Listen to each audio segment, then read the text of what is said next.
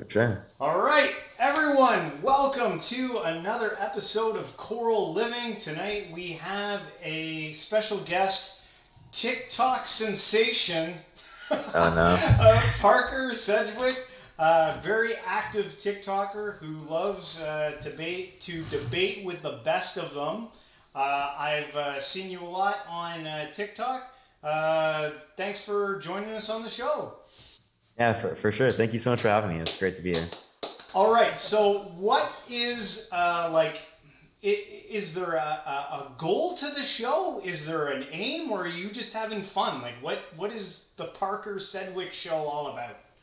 It started out as fun, but I've kind of realized that it's not always just fun and games, especially when you have an ability to like change how people think or how like approach different topics. So especially when you're talking about things on live in front of people, it's really like important how that really affects people's mental and like ability to be like think critically and whatnot. So it's definitely changed more into like um, something where I want to promote like having good conversation, good open like good faith open conversation, because a lot of the times we've socially isolated ourselves because people disagree with us, and that kind of allows us to confirm our confirmation bias consistently, which radicalizes our own beliefs in different ways, which can lead to drastic effects when it comes to like specific ideologies, especially when it comes to like the right wing and like even in some cases left wing, of course.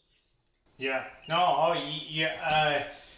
You put a lot of pressure on yourself. Like, I don't know how old you are. You look like a young guy. We're kind of two middle-aged dudes. But like, that seems like a lot of pressure to put yourself out there. I've seen you because sometimes people will come onto your show, and you can tell right off the bat they don't know what they're talking about. But every now and then you get someone on your show who's like, "Holy shit, this guy knows what he's talking about."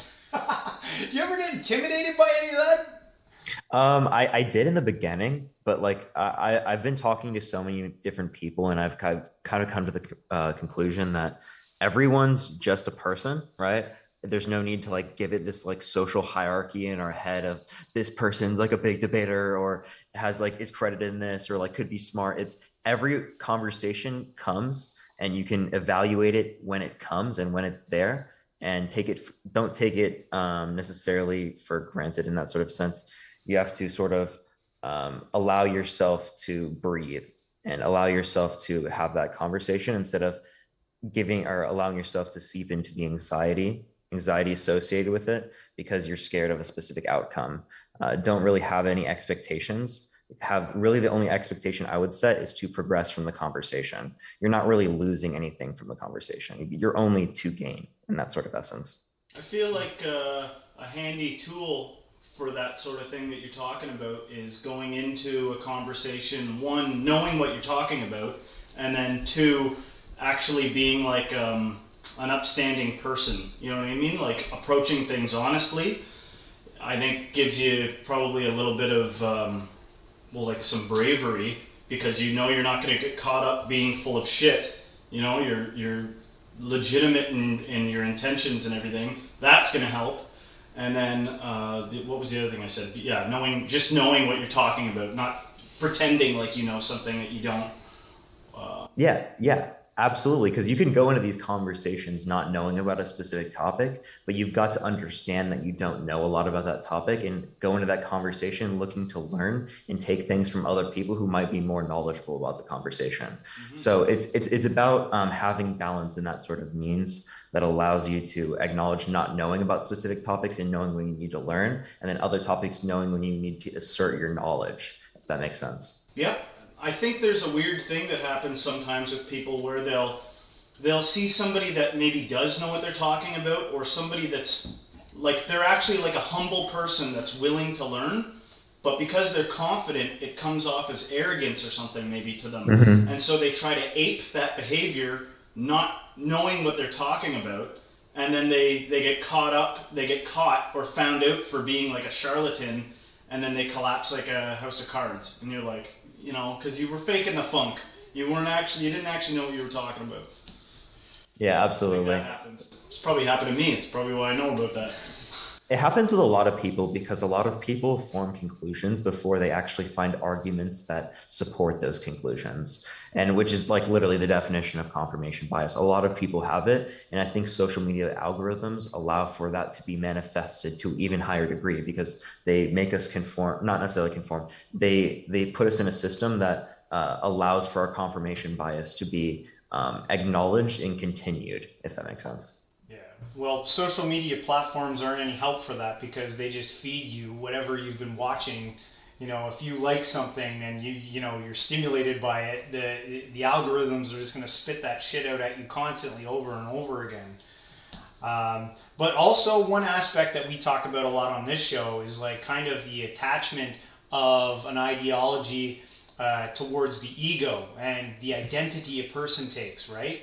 A lot of people, they come into these conversations and they've already shot themselves in the foot because they're so attached to their belief system that there's no room for any growth. It's too threatening.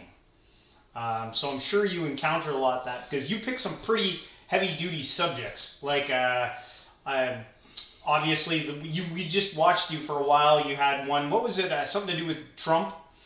Yeah, why do you support Trump? I like to start out like my lives and my questions sort of about getting people to sort of critically think about their own beliefs and why they support specific things because a lot of people have already set those conclusions. And I used to think the same way, so I understand that people have already done that, and I did the same thing previously. So I think that it brings about better conversation when people understand what they believe in and what also other people believe in, rather than just like forming to our own confirmation biases and our own perceptions of what other people are or what we are in general, which oftentimes is wrong. Yes. I notice you like to pick one of the subjects as, what is it, prove to me the existence of God. This is how actually Prove to me God. we got connected originally just last week. Let's get into it. So it's a I've seen him. I've seen him. No, I'm just kidding. No, you haven't. No. I'm always on edge. I'm always waiting for it. No, I'm just kidding. Those are intense ones because that like really hits home for a lot of people because what people believe about God, the source of existence, usually there's an outflowing from that conversation that the tentacles of that get deep into every aspect of their life because you're starting from like the source point. So people are very committed to that one once they've decided in their mind what they think. Now, you have said, well, at least you told me that you are an agnostic, right? Mm-hmm. So what is an agnostic? Explain for us agnosticism. So basically, agnostic, at least how I understand it, is forming a basis of thought in relation to religion or in God, mainly off the fact that we don't really know. All of these explanations that we're trying to put forth are hypotheticals. We don't really have enough conclusive evidence to state that I would think God would exist or wouldn't exist. Therefore, since we don't have enough evidence, I would conclude that I don't know. I don't know. I'm open to it. I think it's potential, but I don't know. And I think that acknowledging that we don't know in relation to these conversations about the creation of the universe or something that could exist divine outside of what we live in right now and what's reality for us, I think could start with that. Yeah, this idea of knowing, again, another subject we talk about a lot on this channel here. It seems that everyone's got a case of knowing right now. They know what's going on. Everyone seems to know. And that I have a feeling that that's one of the biggest problems we got going on is that people are afraid to admit an image of not knowing. Actually, I recently listened to it was I think Bill Maher was on Joe Rogan not too long ago, and he was saying, isn't it nice to just not know? Isn't it just like he was kind of letting saying, I'm so tired about being around all the knowers, all the people that know everything, because I think there's something profound found in the not knowing, and with the subject of God. You had a good way to approach a question like that to prove the existence of God. What's your starting point? You were saying to prove the existence. Well, not to prove. A good starting point in asking, I think we were just saying, What do you mean by God? Might be a better. Right. So yeah, like so a lot of times people go into the conversation with the stipulation, how do you prove God, or like how do you, you know, and I should clarify, I don't, when we're talking about God, I think earlier I said like he. Obviously, I don't think God is like a he or a she, like whatever. Some people do, I don't. But I think you got to get a little specific when people are pigeonholed into answering a question like that. You know, like what do you mean by God? Like, are you talking about a character, or are you talking about reality itself as God? Or are you talking about a creator? Like, whatever. I don't need to flog a dead horse here. You know what I mean? Yeah, that was the point that I was trying to make, I think, with that. Yeah. Yeah, and I think these definitions are like subjective to each different person. Each different person has their own image and form of God, to their knowledge. So I think that just depends on the person you're having a conversation with, and their individual interpretation. I heard somebody one time say something like, to a bee, God is a bee, or to a water buffalo, God's a water buffalo. Like stating that the only reason humans think of God in this like modeled after man thing is because they're humans. You know what I mean? If of course they think the creator is. Humans are so egoic and. Yeah, we're trying to humanize God. Of course, Because God's a human to God to themselves, but like I can't see. But if God was like a human, he'd be like a pretty inhumane human. Because of all the chaos that happens, and seemingly ostensible chaos. Like things are actually pretty ordered, but what I mean by that is just suffering and things that are out of the realm of like what typically people like or want to invite into their lives. And as the creator of all that, like what's the deal here? If God has got like a human character or attributes, then that's like a cruel. What, he's jealous? That's like a petty, low human. Sometimes you'll hear in scriptures or something like, "I'm a jealous God." It's like you don't even want to be friends with somebody that's like overly jealous, and that's like one of his characteristics. Like that's not even a sign of somebody that's like got a good self-esteem. You know what I mean? No other gods. So it's just funny to me that people put all that on God. It seems like a very archaic way of thinking about it. Yeah, I think it comes from our want to like humanize God in order to like feel more connected to God in that sort of essence. And if God did exist, it would just not be in the essence of like a human understanding, because if you really take into account the size of the universe and the probability of other types of life of existing, to think that life would be centered around just solely humans alone, I think would be a little bit ignorant in that sort of essence. Yeah. So even if there was a God, I don't think that humans would be at the center of everything, even within that view of God. What do you guys think would happen if aliens were revealed to be real? Do you think that would change the planet? Like overall, do you think there would be like a Absolutely. great falling away of religious people? They'd be like, "Geez, we're not the center of the universe." No, I don't think that aliens would necessarily get rid of religious people. I think religious people would still exist. I just think it would change like the fundamental basis of religion in a sort of essence. Yeah. But I also think that like I don't think it would like delegitimize God in any essence to the people who already believe in God. To other people, it probably would. Yeah, I agree. I agree with that. Do you find yourself through any of these arguments getting swayed any way? You must have had a million conversations by now with people.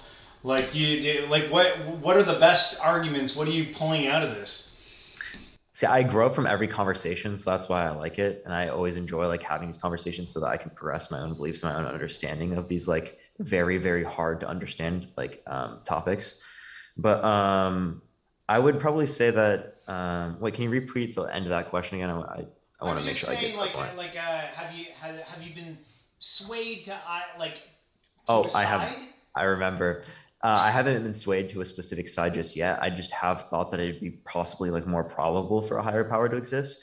And this would be if you presuppose a few things with like the multiverse theory. If you would presuppose that the multiverse would be infinite, and after that, you would presuppose that it would be possible for a God to exist. If it would be possible, then it would exist in one of those universes. And if it would exist in one of those universes, it would be reasonable to conclude that one would exist outside of the realms of the universe in order to generate that type of system in the first place. So I think that that in of itself would probably be the best argument for God, but we're presupposing a few things in order to achieve that conclusion.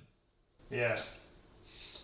There, maybe just looking towards, what we have right in front of our face. Like, we like to give, like Justin was saying, all these attributes towards God. And I'm not saying that this is the case, but the idea that the universe kind of works as some type of infinite mind or consciousness that is kind of like building this whole thing. In Eastern mysticism, they talk a lot about the oneness of the universe. And it's even in a lot of Western traditions, although it's kind of hidden, and Western traditions kind of make a whole bunch of stories. But so do Eastern traditions too. But this idea of the oneness of the universe, that we're like, God is kind of like an experience that we were feeling. I mentioned this to you when we were talking the first time, that maybe God is more of an experience rather than a belief. We're experiencing it, that we're in the magic show right now, but because we're so used to our magic show, it doesn't seem like it's magic to us. I've heard you say that more than once, and I'm kind of confused by what you mean by, like, is God an experience more than like a belief or an entity? Like, what do you mean by experience, in the sense that like experience as a thing still? Experience as that which is the case, that which is what we are doing right now. Right now is God. Right. So here's There's existence in of itself, right? Yeah. So have you thought much about or know very much about the idea of solipsism? No, I actually do not. So, like, in a nutshell, from what I understand of solipsism, it would be like, and I'm not, like, it's gonna sound crazy, but I'm just asking if you've thought of this possible option. It would be that you are God, and that the only real experience you can verify is your own. Like, the only thing that you really know to be true is what you're experiencing through yourself, because you're not experiencing life through other people. And the fact is, you're the only one that really truly does exist, and everything else is, I guess, essentially imaginary. Is that essentially what solipsism is? It's like, yes. some people entertain this thought, and then they'll have like a psychological break. Like, they'll fall into a funk for a couple of weeks. They'll be like, Jesus, I can't really know that anyone else exists. I might be God. Like, people think that they're God sometimes, right? Yeah, I would think that that would just be diluted in that sense, because we're making an unfalsifiable claim. Oh, I'm God. No one can, falsify that claim necessarily. So it can stand in your own belief about it, but it doesn't make it necessarily true. I would say that I would definitely disagree with that. Absolutely. Well, it's not. I just think that would derive from like. Group, but as an individual, like, the only point I'm trying to make here is that it is crazy, because you look around and you ask somebody, like, hey, I gotta make sure I'm not I'm not God, right? Inventing all this. You exist, right? And every person will be like, of course I exist. Of course I'm real and I'm here.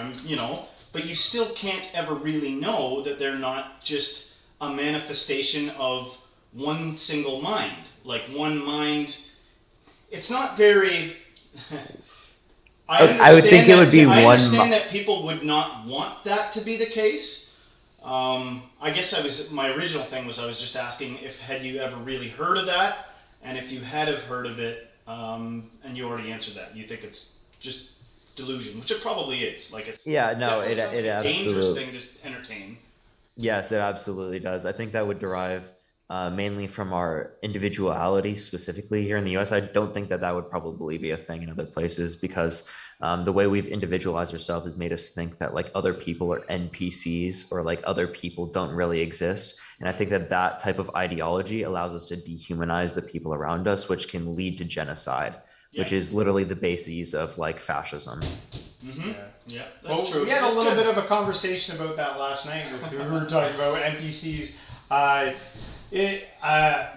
you're right on the fact that you can definitely use that to dehumanize people, but there might be something to different levels of consciousness and awareness. Not to say that you should treat people worse because they might not be as conscious as you. That seems a little ridiculous. But I think that kind of would happen though. He's making a good point though. I think that's like a good point to make. Is that you don't want to maybe play that, especially probably for most people listening,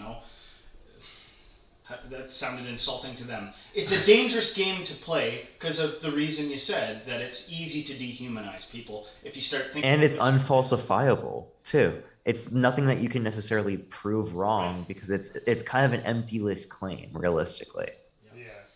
It's an opinion. People would probably make that claim off of the actions that people make. Within, they judge an action that people make, and that's probably where that might come from.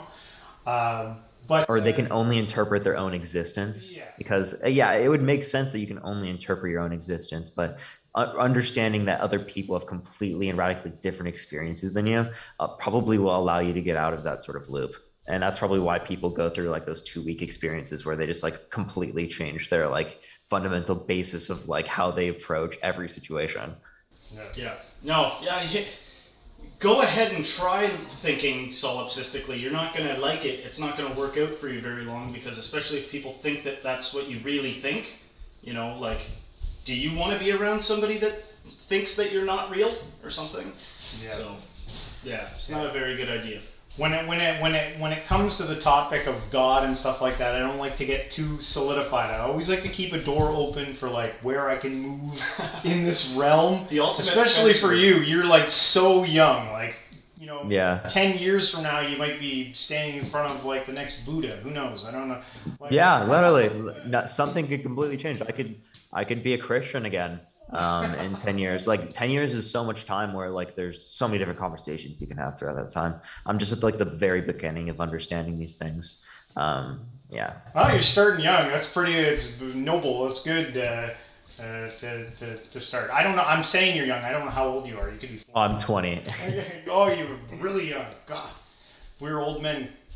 But no, that's good to hear. So what about the stock in like experience versus belief seems to be a giant factor within this conversation when you're talking about God.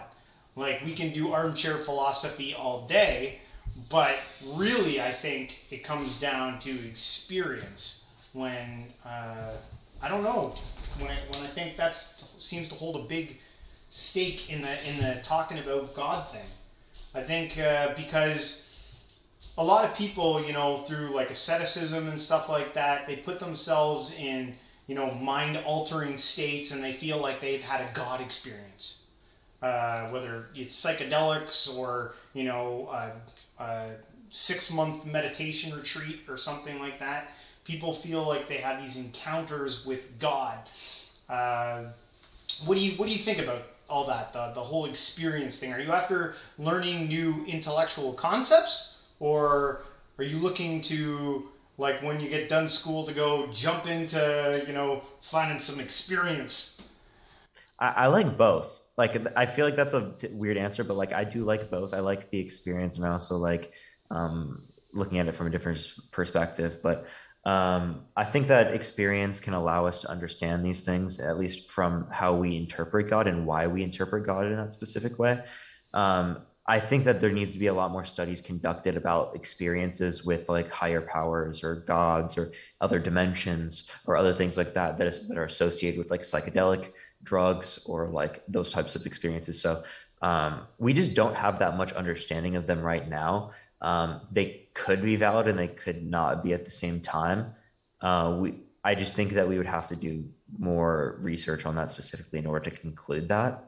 But I think that we can look at them now for at least some level of like sway towards this conversation. Like, oh, this could be real. This is potential. Yeah.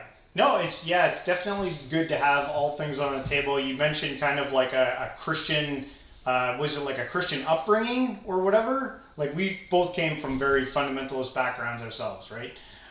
So I would say in light of that, don't throw the baby out with the bathwater, but you can do whatever the hell you want to do.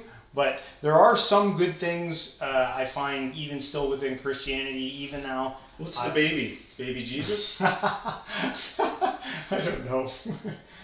Some of the what's the baby? I would say some of the community-based principles you build within Don't kill people. Relationships, the foundation. There's a lot of good moral, like the moral principles embedded by the Bible. Somebody was mentioning earlier. I've been kind of zoning in and out. I apologize. I'm a little tired. Somebody mentioned one of you guys was talking about like religious experiences involving psychedelics. The big thing that's kind of I'm having issues with that is like I follow this one. I don't know if you've ever heard of Leo Gura. He runs a channel called Actualize.org. He's said some very wise things in my opinion in the past, but he's progressively done more and more psychedelics. And that's where I actually got the concept of solipsism from. He's kind of like at the point now where he's like, I'm God. I don't even know why I'm talking to the screen right now because none of you exist. I'm God. And he's big on psychedelics, right? And he's got a lot of sincerity in his voice sometimes when he's talking to the camera. Like he's like, tearing up. It could all be an act, but he seems to have a heart. At least in the past, he's had a heart to try to communicate something with people about the experience he's had on psychedelics. But I can't help but look at that objectively and be like, you're messing with your brain chemistry. Like, synesthesia exists, you can take LSD and, taste colors and see sounds and that sort of thing. Like, your brain chemistry is being messed with. And so somebody coming out of a psychedelic experience being like, I don't know why it's this way. Why in Mario Brothers, when you eat a mushroom, do you grow 3 feet? It doesn't matter. In this video game world, if you take psychedelics, you get to experience God in other dimensions. They're real. I'm telling you, they're real.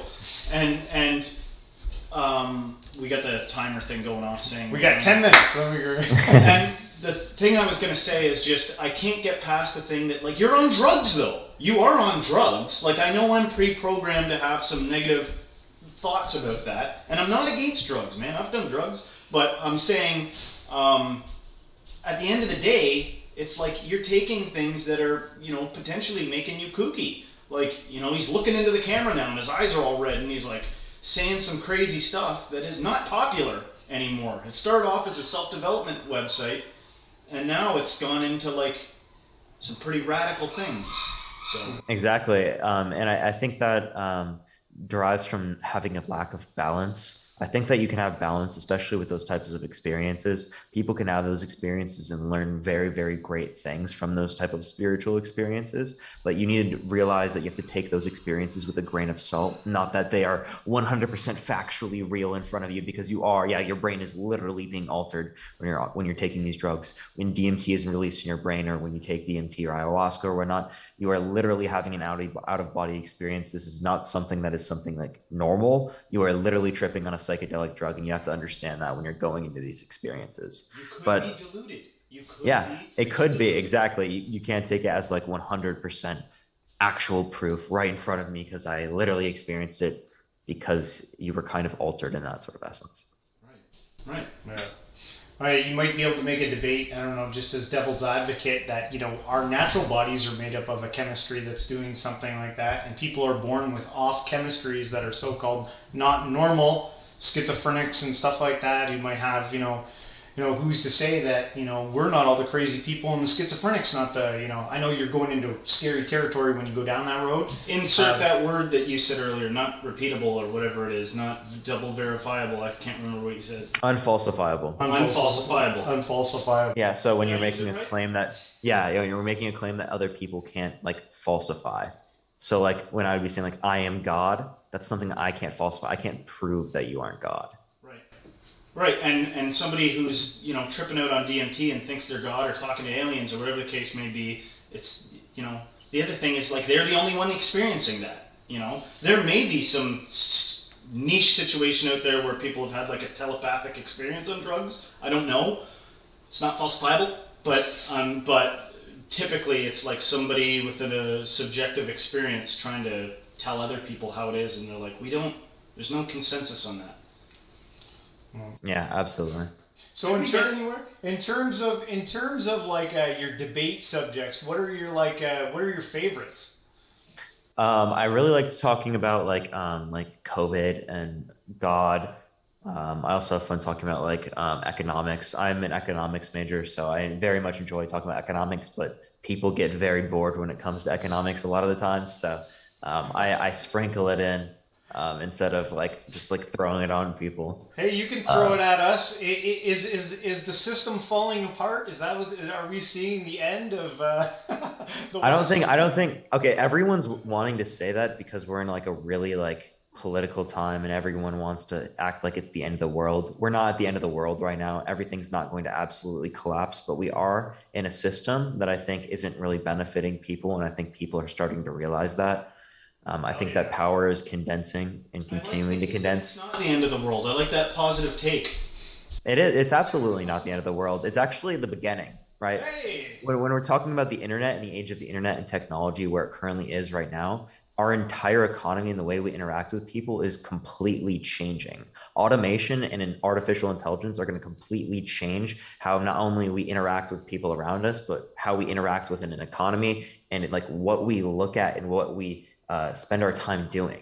When we're not spending our time doing like random ass jobs and meaningless jobs in this sort of essence, we're able to spend time on things that we enjoy, which allows for us to learn at an exponentially higher rate. I When you love care about everything that you something and said. when you really like something, you're able to learn significantly more about the topic. You're able to think about it significantly longer. You're able to stay attuned to it rather than doing this mind-numbing, boring thing over and over and over and over again because it sustains in like the economy, And right? then next That thing you know, that your life's like got meaning. Like, I mhm. love everything that you said there, and I get a little frustrated when people go, I don't want robots to take my job. What about jobs? I'm like, all right, Well, go well, over there then. it's because we're thinking of it within the framework of the system we live under right now. If those jobs are gone, people are fucked over, right? Yeah. But in a different system where we all control the systems that we have in society, like through democratic means, and we decide it based upon like what's best for society and what we want to do in specific situations, we'll be able to generate a better system in that essence. Yeah, like have some vision, people, man. Like Yeah. it's not like we are lacking the resources or something like that. We can do it. But I like to hear hopeful, youngsters, having a positive attitude about that kind of thing because there's some crotchety bastards out there that are like, fuck no, I'll never have an auto. Like I'm like campaigning for automated cars. I'm like automated cars 2024. No, not really, but like Automated cars will save so many lives. People don't exactly. understand that. The amount of car crashes that happen on a yearly basis, you would think it's insane if you look at the statistics. So many people die from car crashes, from those types of events, are literally put in comas, are don't so many issues that result from car crashes. The of money wasted every single year on repairing cars and doing all those types of things hurts people overall, and automated cars will reduce that because they're way more effective at communicating than we are. Exactly. They could run with the same kind of GPS drone technology where they move like a hurt like that have you seen swarms of drones? It's seamless. It's a thing of beauty. And it would definitely be safer than assholes at behind the wheel. Like it Yeah, because for let's be sure. real here, almost everyone sucks at driving. Like, let's be real here. You don't want to get Everyone sick like again. doesn't look. If you live in California, it's terrible. Oh my gosh. I will almost get hit like 3 or 4 times, like driving to my parents' house. Like it's actually insane. My dad always told me Uh, when I was growing up, he said, when I learned how to drive, he goes, drive like everybody else is insane. Literally though, like I'm dead serious. You have to drive like that in order to be safe, especially. And so And I'm even if veering you all do over the that, place, just in case. e- No, I'm just kidding. even if you do that, you might still be fucked. So Yeah. I think there's a lot of people there's a lot of worry, maybe more so on the right side of the spectrum. People are panicked about losing their traditions and losing certain things like that, and I don't think they need to worry so much about that. And just so everyone, I pinned you as from California. I was like, he's either from California or New York. I know it because you definitely have like a progressive side to yourself. I've watched your channel enough. California, Canada. We're from. I was a big conservative for most of my time out here in California. Yeah. And I grew up in Iowa, very conservative as well. So, Yeah. Sorry, I don't like the label. I'm sorry if I'm mislabeling. No, I'm just saying, like, people from my perspective, or from your perspective, it may seem like I'm very far left, or to lots of people's perspectives, it may seem like I'm very far left. But I feel like this ideology. Canada. Are you kidding? You're like you're a conservative. Not even. I'm still a democratic socialist, so I'd still be left wing even in Canada. But all the basis of my ideology and what I wanted with like supporting like families and individuals and more collective ideology doesn't really come from like a right-wing ideology. It more comes from like a left-wing ideology and like social democracy and allowing workers and people to control the means of society. So what do you think about transcending this idea of being right and left? I think that would be good. Like I have very progressive things about me and very conservative things at the exact same time. I don't even know what I would be considered. I just think that people don't understand what's left and what's right necessarily, because it's not just left and right. There's a top-down sort of system as well. It's a lot more complex of a spectrum than just like left and right. Left and right can give us some basis of like what it is for an economy, but it's not a great descriptor for like the type of ideological beliefs you have in a lot of cases. It's so like typical though that people would narrow things down to two categories when it's not. It's complex, like you said. But people try to oversimplify so many different things. Joe Rogan's far right. It's like no, it's not. Yeah, he's not. Come on. Yeah, like he definitely pushed some anti-vax propaganda in some means, but like he's definitely not like far right wing. He definitely holds lots of actual like progressive beliefs when it comes to like economics and stuff. So he's definitely it's not just like they're far right or far left when it comes to like them just having one belief that is like that. It's a little more complex than that. I think another little problem that comes from oversimplifying things like that is that people will put themselves into account. They'll be like, well, I'm not right, so I guess I'm left. I guess I have to like dye my hair blue and get a piercing now because there's only two options. So I guess I'll fight for left. Like or I'm not right, so, or I'm not left, so I'm right. Like it happens on all sides of the political spectrum. You know, or whatever the case may be. Like, I honestly think that happens. I honestly think people pick a side and then they may not even agree with some of the things the side says, but they make themselves go along with it. That's got to happen at some point. It's like picking teams almost. Right. Yeah. It's like we support a few things on that team, so we just pick a team for every other thing that it supports, and then we support those things because we support the other things that they support, right. Which makes our ideologies inconsistent. It's actually ridiculous. Yeah. Things are more nuanced than that. So what's like the States? You guys are kind of like the beacon of like I don't know, the world. Everyone seems to pay attention to you guys. They love American politics. How do we fix this system? What is like that? Why is it so broken? What it like? Because to me it doesn't matter if it's a blue or a red guy running the show. It seems like everyone to me is getting fleeced and what does that mean? You keep saying fleeced. Ripped off, robbed. The kid. To me, it feels like the people that are in charge aren't really doing what they're supposed to be doing, which is serving the people. And to me, it seems like a lot of shady backdoor deals to make a lot of rich people richer. And to me, I don't. There is no side to pick. To me, I feel like the whole thing needs to be recalibrated. I don't know. What do you think about that?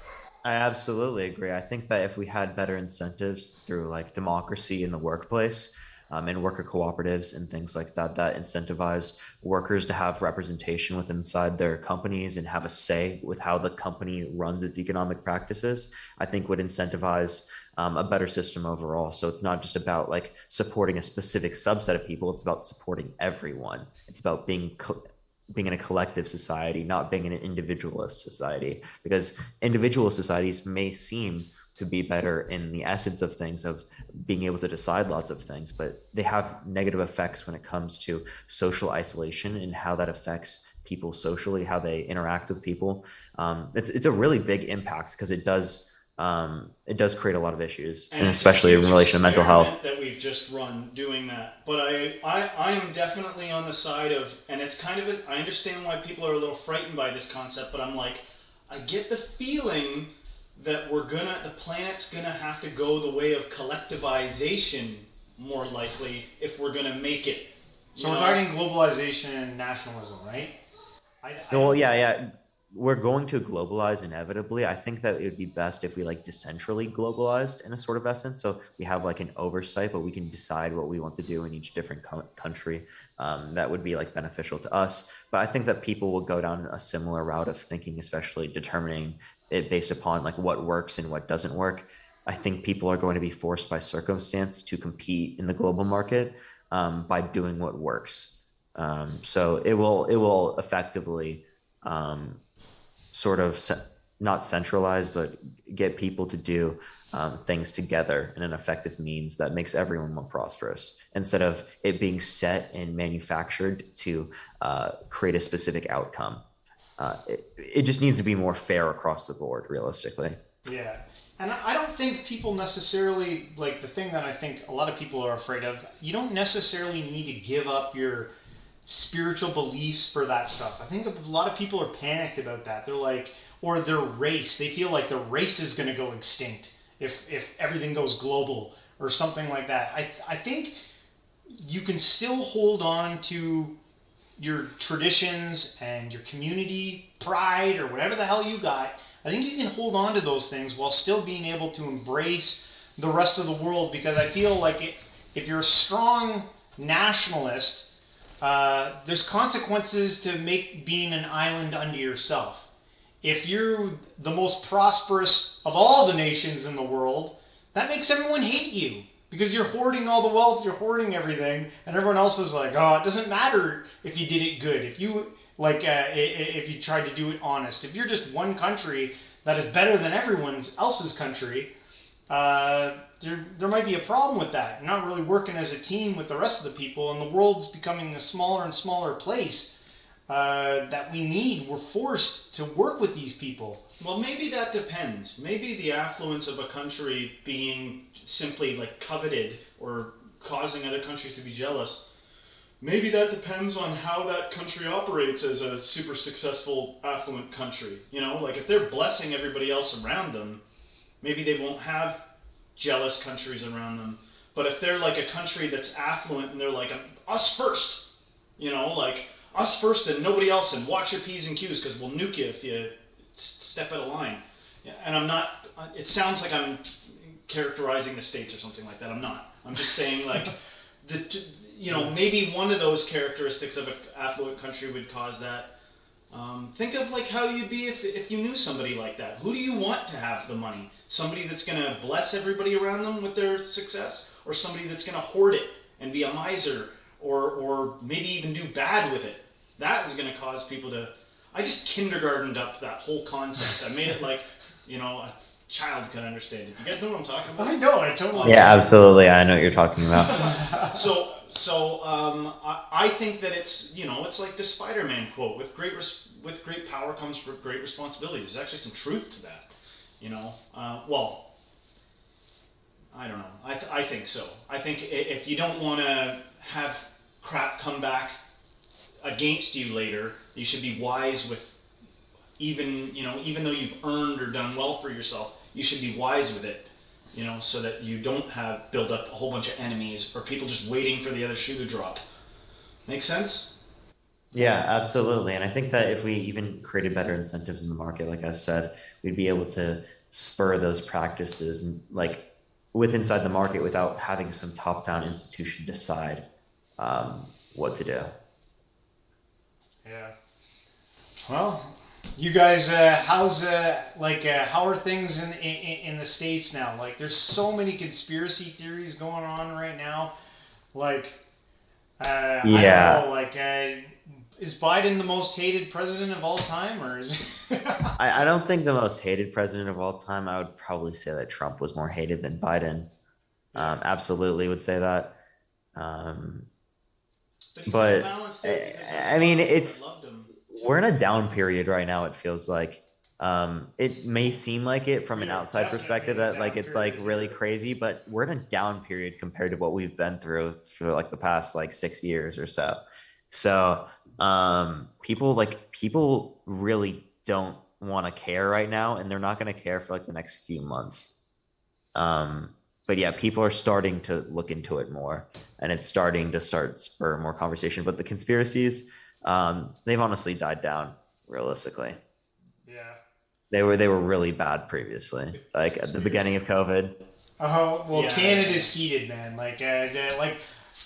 Just so ever like for all the people that watch my show and think that I only have people on my show that support what I believe. Parker here probably is like the exact opposite on like when it comes to the vaccine and stuff like that. I don't know if we're the exact opposite. Obviously, you're very pro-vaccine and all that. Like so, and I got no problem with that. If people who are pro that do what you must, which is fine. I'm kind of on the other end of that. Maybe you're somewhere in the middle. I don't know. I'm just stuck on thinking I regret illustrating the states in a negative way. Yeah, I wish I could take that back. Yeah. Hey, what? No. They're all right, man. I visit the states. Like we Yeah. go down there. I go down and visit Florida. States has There, I covered my base. Anyway, go on with whatever. No. Yeah. COVID was a big one. I know in Canada right now, people are like you probably saw on the news all the stuff that went on up here. It was a shit Freedom show. Convoy. The trucker uprising. It was an absolute shit show up here. There's still a problem. I think we are the only country in the world that the citizens can't leave. Like I can't leave Canada because I'm not vaccinated. But I'm the only country in the world where that's still a law. I'm pretty sure. So. Base Canada. I'm just kidding. So. What was that? What did you say? Base Canada. Base Canada. What's that? That means that like I like what Canada's doing, but it was a joke. Yeah. So yeah, no. Canada is hardcore. They're about to get. What about digital IDs for everyone? Nice. You're good, yeah, because they're about to roll that out. I don't know how I feel about that. There's a lot of like our leaders are hated right now. Like, Wait, what's wrong with digital ID? I don't know. I don't trust my government that they're not gonna. I know my phone already is a 24/7 tracking device, so. But Yeah, I'm just saying. and you already have an ID. I don't need another government hand in that wallet in that pocket. Well, the problem with the digital ID is that they could start using it for nefarious purposes. People are worried that with the digital ID that they could say, well, everyone go out and get this vaccine, right? And if you don't, we shut you off. You can't without your ID now, which is your driver's license, all that stuff. Now it's expired. You can't use it. Now, before you smile and you like it too much, this is a wise saying, is that don't ever allow someone to create a law for you that you wouldn't want your enemy to have. So whether or not you're I understand that, not vaccine, but that's not going to happen. Whatever laws you allow for, nothing, Parker, would surprise this government here. Canada is it's a very different from the United States, the way they run things here. Let him say something. But sorry, yeah. You've been talking. No, sorry. Maybe I talked too much. Sorry. Say what you're going to say. You want to jump? No, I wasn't really going to say anything there. I was just saying like, I don't know. You say the last point you were saying. I was just talking about. I was going to respond to the next thing. They want to use the digital ID as to make us do certain things, and if we're not compliant, then they shut us out of. Yeah, I don't think they're going to do that, especially because they already have the ability to do that. They can limit you from your bank access or like your access to going to specific places already, and they've shown that through the pandemic they've been able to do that. So I don't think that the digital access in that means really gives them any more greater ability or any greater ability to do so. Yeah, did you guys have vax passports? And you in California, you did. In some places, But not most not places. no one really did it. It was like one or two restaurants I went to during the entire pandemic that like had a vaccine passport. Yeah, they were hard on it here. They were really hard. Like it's very different here. It's like I couldn't go anywhere forever because I didn't have a vax, but everyone else was rolling around. But So then, what would be your reason for not getting vaccinated? um, it's kind of a long story because it'd be based upon experience, not totally just like I do listen to the science, both sides, what everyone has to say. Um, my personal experience with COVID was that it was not as bad as what they said it was. I know no one who died from it. I know no one who got severely sick from it. I live in the most populated center in Canada, which is the GTA, the Greater Toronto Area. It's the biggest, most populated part of Canada. Most of Canada lives in the GTA. Um, uh, most of the people I know who got vaccinated got COVID and were just as sick as me when I got COVID. We all got COVID, everyone got COVID, and everyone was fine. So, based upon what I experienced, I didn't see this severity. Now, there was a bunch of other things that went down during COVID that were really crazy, where the media made like a radical change and got bought up by our government to a whole nother, like, I shouldn't say bought up, but the government used the media more than they normally did to push their agendas, and it was blatantly obvious what they were doing, how they weren't covering anyone who had an alternate opinion than the regular mainstream narrative. They were shunned and cut off from media. They weren't allowed to speak. They were fired from positions for just having an alternate, a different opinion. Can I say something? I want to finish a couple other things. You would think that in a pandemic where everyone's getting sick and all this is going down, that hospitals would be getting built. They'd be hiring and paying doctors and nurses and more. Not a hospital was built. Not a hospital was built in 2 years. China, what'd they do? Build a hospital in 10 days in China? Yeah, do you want to know why it wasn't? Because it wasn't necessarily profitable because hospitals were actually losing money during the pandemic. So people tried to make this argument that doctors were trying to like make the numbers higher in order to make money. They were literally losing money during the pandemic. But lots of places were hiring doctors and nurses, like travel nurses and stuff, and paying like exorbitant rates for them to come work in specific areas. But I want to go back to the beginning point where we were talking about with not really having a positive, a negative experience towards COVID means that I probably don't need a vaccine. So I think that would be a little bit weird to say in this situation because a vaccine would be meant to keep you safe and other people safe around you by reducing the negative effects associated with it. Just because it wasn't necessarily negative towards you doesn't mean you couldn't pass it on to someone else and it could be negative towards them.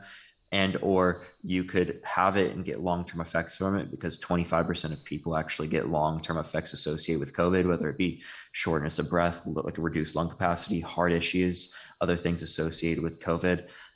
So like the risks associated with COVID significantly outweigh the risks associated with any vaccination, and especially since this vaccination is safer than basically every other vaccination we've had in modern history. I don't see any reason to not take this vaccination realistically, even if it was mild in your case.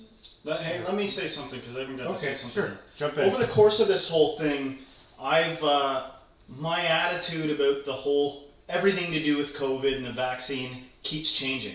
My attitude actually, I don't know if that makes me not qualified to be a leader because I keep changing my ideas about it.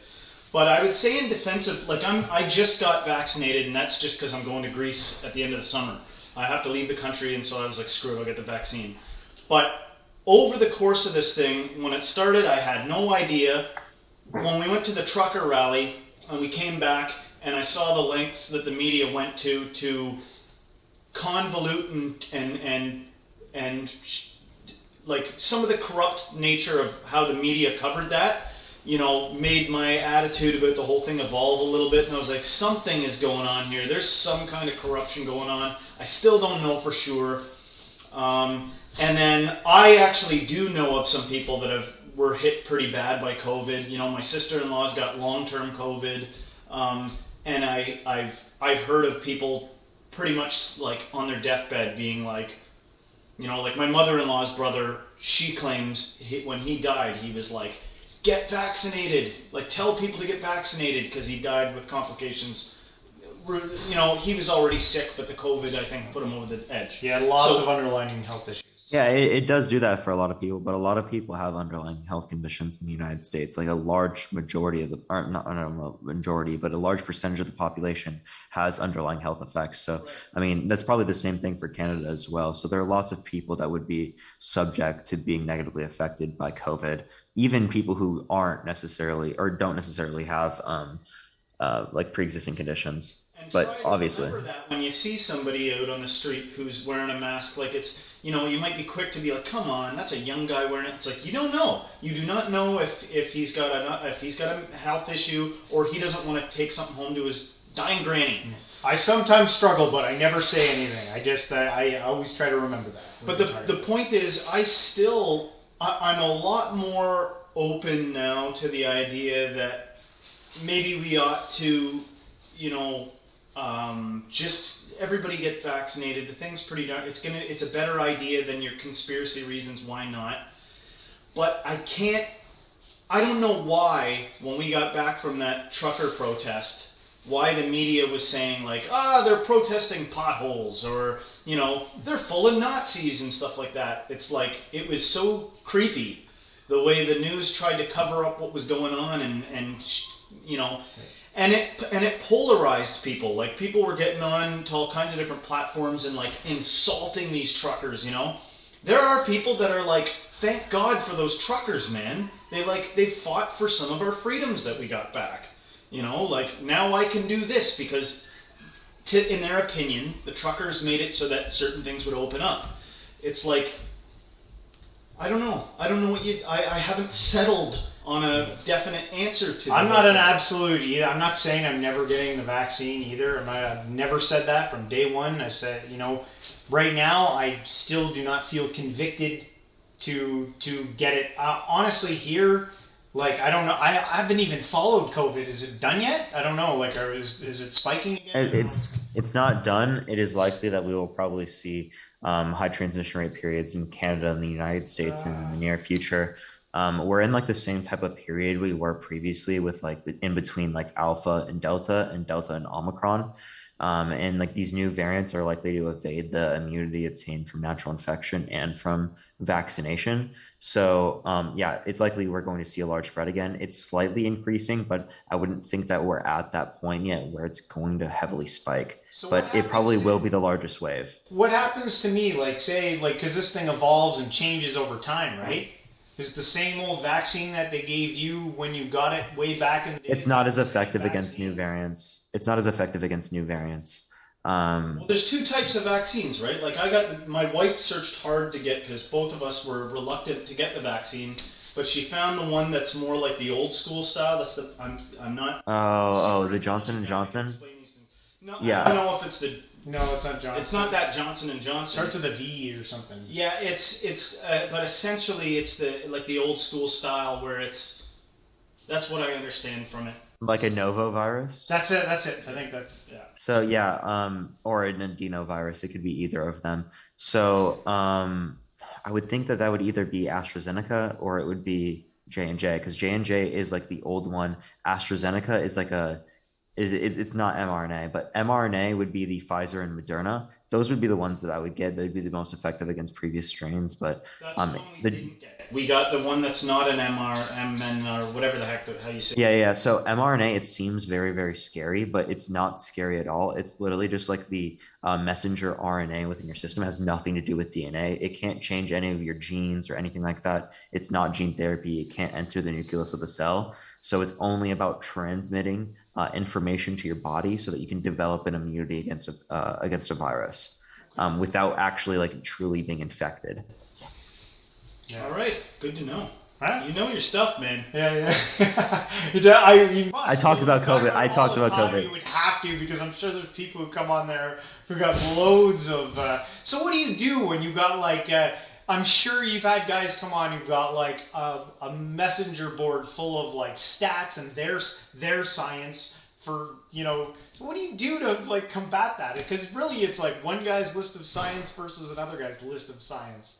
When we're talking about COVID, the science that they bring up isn't like backed by anything, realistically. It's like Peter McCullough, or like it's like two people. It's Peter McCullough, or it's what's his face? Malone. Yeah, Robert Malone. It's literally Robert Malone or Peter McCullough. It's none other than that. All of the peer-reviewed articles literally say that it's like effective. It's a consensus amongst the scientific community. I don't know if you get it when you're scrolling TikTok. Don't you see like the Pfizer reports just came out now? Oh, those are easy to debunk. So like no, it's because it's ridiculous. It's like people like, you know, VAERS. It's the vaccine adverse event reporting system. Yeah. So it's basically, it's anything that happens after a vaccination is reported to VAERS, regardless of whether it's like a car accident, a heart attack, you're an alcoholic now, literally anything is sent to it. So these are all just like correlations with the vaccine. It's nothing caused by the vaccine. And that same thing applies to the Pfizer trials. They have this reporting system too. So there are like people with like alcoholic syndrome and like random things like that within that evidence that they're talking about is like against the vaccine. So if you look at like the actual causations from it, they are like not significant at all. There's like 2 serious adverse events out of like the 45,000 people that were in that Pfizer trial. Did you say if you're an alcoholic, you get? Is that what he said? Oh no, someone reported alcoholic syndrome after getting a vaccination in the Pfizer trial. What is So alcoholic syndrome? it's just they're an alcoholic now. Oh, interesting. I've never heard of that. That's a new one. Yeah, so yeah, that's how they put it within the report. So I mean, that's not even like So, me like, making up a term. They get the vaccine and then they're like, I gotta get some whiskey now. Like, Well, no, they were determined an alcoholic after that point, but it's put onto it because it's a correlation after vaccination. So obviously, it has like rationally, it has nothing to do with the vaccination, right?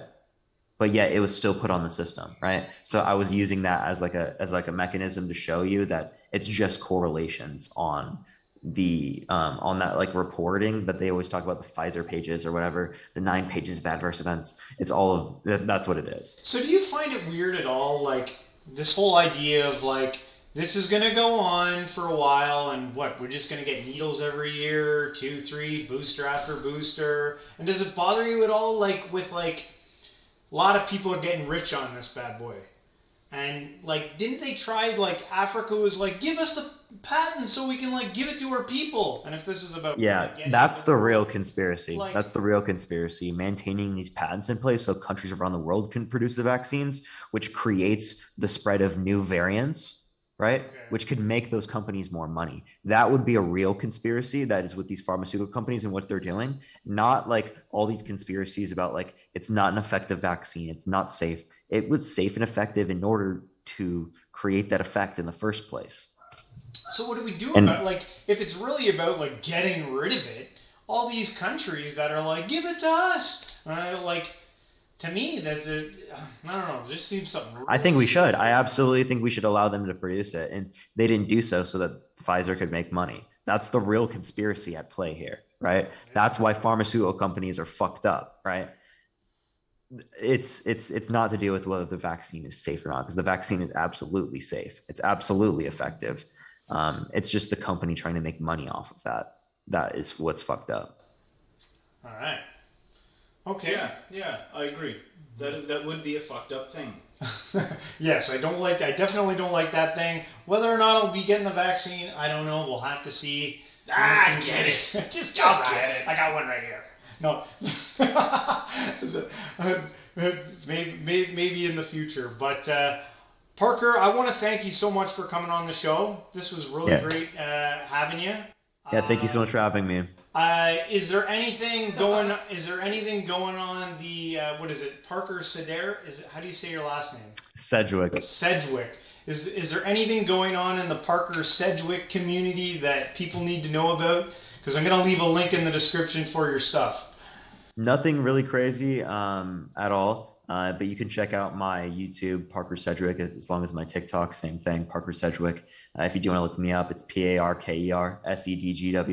if you want to look me up. But yeah, it was great. It was great having the conversation. I think it was very productive. A flood of like 100 subscribers, man. So this channel here, part of our what we're about is, you know, a little bit about spirituality, and spirituality for us is kind of about just connecting with reality, observing it, studying, looking at it, observing it, talking to all different belief systems and stuff like that. So thanks again for coming on. One thing we like to do at the end of the show when we wrap things up is we say, you know, if you like the show, like, subscribe, share with a friend, hit the notification bell, and then everybody, until next time, stay spiritual. Peace out, man. See you later. All right, peace out. Have a great night.